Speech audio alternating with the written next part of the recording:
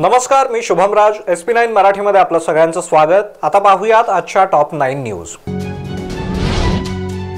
मुदाळ आणि तिट्टा या ठिकाणी गटर आणि रस्त्याचं काम सार्वजनिक बांधकाम खात्याने अर्धवट स्थितीत ठेवलं असल्यानं ते काम 15 फेब्रुवारीच्या आत पूर्ण न केल्यास भुदरगड सार्वजनिक बांधकाम खात्याच्या कार्यालयासमोर आत्मदहन करण्याचा इशारा भुदरगड तालुका मनसेच्या वतीने एका निवेदनाद्वारे दिला असल्याची माहिती भुदरगड तालुका मनसेचे अध्यक्ष अशोक पाटील यांनी दिली आहे.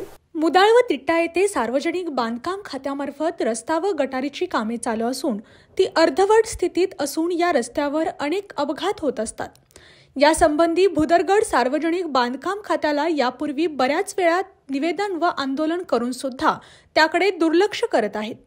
त्याचा निषेध भुदरगड तालुका मनसेच्या वतीने दिनांक 15 फेब्रुवारी 2024 पर्यंत न झाल्यास भुदरगड सार्वजनिक बांधकाम खात्याच्या कार्यालयासमोर आत्मदहन करण्याचे निवेदन भुदरगड तालुका मनसेच्या वतीने सार्वजनिक बांधकाम खात्याचे उपअभियंता दीपक मिरजकर यांना दिले आहे.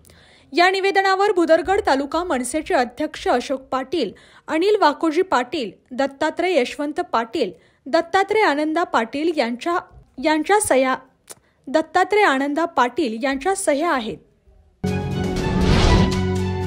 करवीर निवासिनी श्री अंबाबाईच्या मूर्तीबाबत खुद्द पुरातत्व खात्यालाच गांभीर्य नसल्याचा अनुभव गेल्या वर्षभरात आला आहे. मूर्तीच्या स्थितीची तज्ञ अधिकाऱ्यांमार्फत पाहणी करण्यात यावी, मूर्ती संवर्धनासाठी पावले उचलावीत या याचिकेवर खात्याने न्यायालयात वर्षभरात एकदाही आपले म्हणणे सादर केले नाही. अखेर न्यायालयाने खात्याचे म्हणणेच विचारात न घेता 12 तारखेला हे प्रकरण आदेशावर ठेवलं आहे. करवीर निवासिनी श्री अंबाबाईची मूर्ती आता नाजूक अवस्थेत असून चेहऱ्यावरील लेपही आता उतरू लागला आहे. मूर्तीचे भाव बदलले आहेत. मूर्तीची ही अवस्था लक्षात घेता पुरातत्व खात्याने स्वतःहून मूर्तीचे तातडीने संवर्धन करावे किंवा आम्हाला संवर्धन करून घेण्यासाठी परवानगी द्यावी, तसेच पुरातत्व खात्याच्या तज्ञांकडून मूर्तीची पाहणी करण्यात यावी अशा मागणीचा दावा गजानन विश्वनाथ मुनीश्वर यांनी कोल्हापूर येथील दिवाणी न्यायाधीश वरिष्ठ स्तर यांच्याकडे दिनांक 21 मार्च 2023 साली दाखल केला. या दाव्यात पश्चिम महाराष्ट्र देवस्थान व्यवस्थापन समिती, जिल्हा प्रशासन व राज्य पुरातत्व विभाग, केंद्रीय पुरातत्व विभाग यांना प्रतिवादी करण्यात आले. तर प्रसन्न मालेकर व सामाजिक कार्यकर्ते दिलीप देसाई हे प्रतिवादी म्हणून हजर झाले आहेत. भारताची अर्थव्यवस्था $30 ट्रिलियन करण्यासाठी प्रयत्न सुरू आहेत. परंतु ही वाढ नुसतीच नको, निरक्षरता, गरिबी, भूकबळी या समस्यांचं आव्हान असणाऱ्या भारतामध्ये आणि वेगाने पुढे असणाऱ्या इंडिया 75 यांच्यातील दरी आधी संपवावी.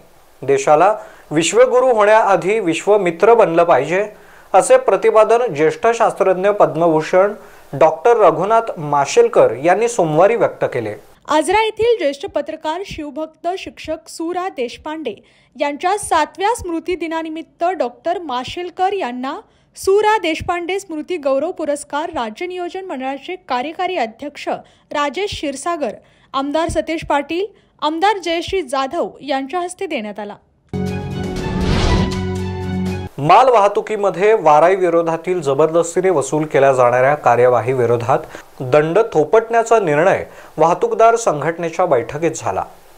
सांगली, शिरोळ, सातारा, कराड, कोल्हापूर, वाठार येथील सर्व वाहतूकदार संघटनांची बैठक रविवारी सांगलीत झाली.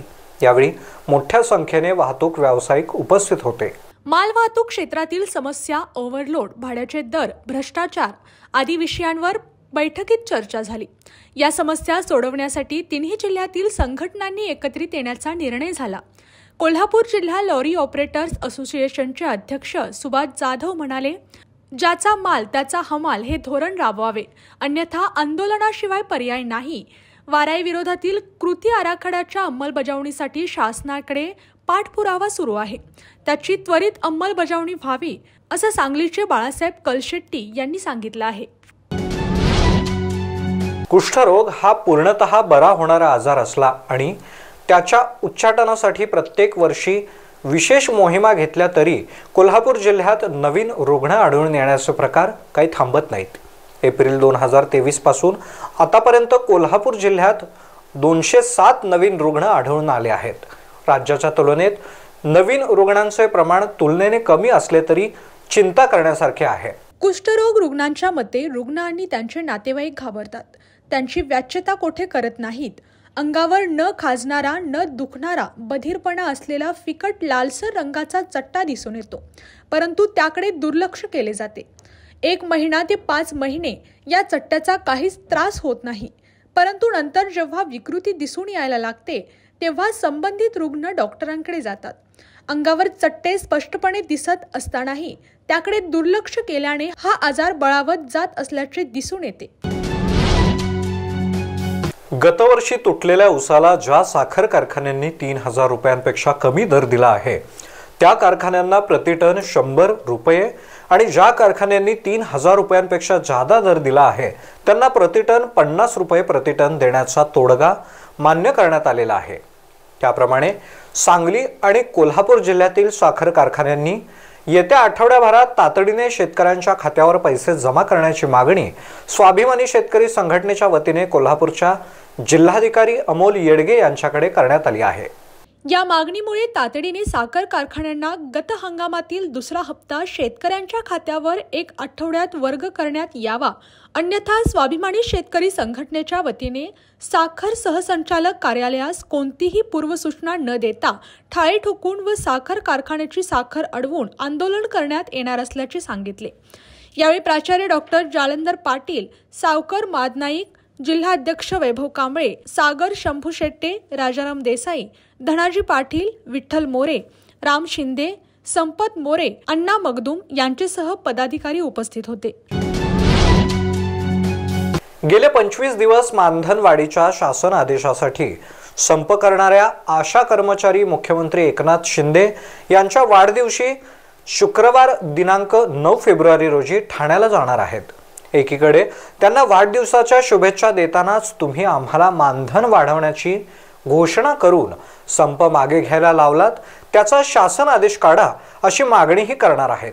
कोल्हापूर जिल्हा आशा वर्कर्स व गटप्रवर्तक युनियनचे भरमा कांबळे, जिल्हा सचिव उज्ज्वला पाटील, राधिका घाटके, संगीता पाटील, सारिका पाटील, विद्या जाधव, कविता पाटील यांनी बुधवारी पत्रकार परिषदेत ही माहिती दिली. उज्ज्वला पाटील म्हणाल्या, गेल्या वर्षी जेव्हा आम्ही मानधनवाढीसाठी आंदोलन केले तेव्हा मुख्यमंत्री एकनाथ शिंदे यांनी आशांना 7,000 तर गटप्रवर्तक यांना 10,000 रुपये मानधनवाढीची घोषणा केली. त्यांच्या शब्दावर विश्वास ठेवून आम्ही आंदोलन मागे घेतले, परंतु 6 महिने झाले तरीही अजून याबाबतचा शासन आदेश काढण्यात आलेला नाही. हा आदेश काढावा यासह अन्य मागण्यांसाठी आम्ही गेले 25 दिवस संपावर आहोत, परंतु अजूनही आमच्या मागण्यांची दखल शासनाने घेतलेली नाही. म्हणून ठाण्याला शिंदे यांच्या वाढदिवशी धडकण्याचा निर्णय आशांनी घेतला असून कोल्हापूर जिल्ह्यातून 2000 आशा कर्मचारी गुरुवारी ठाण्याला रवाना होणार आहेत. तेथे जिल्हाधिकारी कार्यालयावर त्या धडकणार आहेत. करवीर भूमी अधीक्षक कार्यालयात वर कमाईचा दर तेजीत असल्याची तक्रार निखिल पाटील, शशिकांत जाधव, अमोल पाटील, गणेश कुलकर्णी यांनी महसूल, पालकमंत्री, जिल्हाधिकारी, भूमी अभिलेख उपसंचालक यांच्याकडे एका पत्राद्वारे केली आहे. या दरम्यान पत्रातील आरोप तक्रारी संबंधी प्रसार माध्यमांनी मंगळवारी कार्यालयात जाऊन वस्तुस्थिती जाणून घेण्याचा प्रयत्न केला. त्यावेळी ओळखपत्र वापरत नसल्याने कार्यालयातील अधिकारी, कर्मचारी आणि दलाल कोण हे कळत नसल्याचे चित्र दिसून आले. शेतकऱ्यांना मोजणी पोट हिश्श्यासाठी प्रचंड हेलपाटे मारावे लागतात. नकाशासाठी मनमानी पद्धतीने पैशाची मागणी करणे, वेळेत नकाशे दिले जात नाहीत, मोजणी अहवाल वेळेत दिला जात नाही, शासकीय कागद असूनही मोजणी अर्जासाठी झेरॉक्स सेंटरकडे पाठवले जाते असे चित्र दिसत आहे. खुनाच्या गुन्ह्यात जन्मठेपेची शिक्षा भोगणाऱ्या कळंबा मध्यवर्ती कारागृहातील एका कैद्याचा उपचारादरम्यान सोमवारी दिनांक 5 रोजी रात्री CPR मध्ये मृत्यू झाला. विलास खाशाबा साळुंखे, वय 72, राहणार कमळापूर, तालुका खानापूर, जिल्हा सांगली असे मृत कैद्याचे नाव आहे. त्याच्यावर 31 जानेवारीपासून CPR मध्ये उपचार सुरू होते. 2016 मध्ये झालेल्या खून प्रकरणी साळुंखे याला अटक झाली होती. 2017 मध्ये न्यायाधीशांनी जन्मठेपेची शिक्षा सुनावल्यानंतर त्याची कळंबा मध्यवर्ती कारागृहात रवानगी झाली. तब्येतीचा त्रास सुरू झाल्याने गेल्या 2 महिन्यांपासून त्याच्यावर उपचार सुरू होते. कारागृह प्रशासनाने 31 जानेवारीला त्याला CPRमध्ये दाखल केले. मात्र सोमवारी रात्री त्याचा मृत्यू झाला. या घटनेची नोंद CPR पोलीस चौकीत झाली. तर या होत्या आजच्या टॉप 9 न्यूज. उद्या भेटूया संध्याकाळी 8 वाजता उद्याच्या बातमीपत्रामध्ये. तोपर्यंत पाहत रहा SP9 Marathi, your time your news. धन्यवाद.